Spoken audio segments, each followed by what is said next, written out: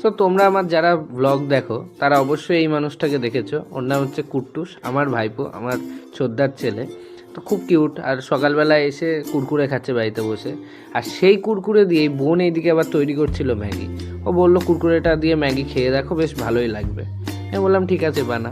আর এইদিকে মা তো সকালে খাবার রেডি করছে। বেগুন পুড়িয়েছিল আজকে, আর এই বেগুনটা না, এই বেগুনটা হচ্ছে সাহেব বেগুন, পুরো গাটা সাদা, একদম পরিষ্কার। সেই বেগুনটাকে মা বেশ ভালো করে পুড়িয়ে লঙ্কা তেল লবণ দিয়ে বেগুন পোড়া মাখানো শুরু করলো। আর এদিকে ম্যাগিটাও বেশ রেডি হয়ে গেছে। ম্যাগিটা আমি খেয়ে দেখলাম বেশ ভালো হয়েছিল। তারপর সকালে খেতে দিয়ে দিল। সকালে ছিল রুটি আর বেগুন পোড়া, আর সাথে এই অমলেটটাও করেছিল মা।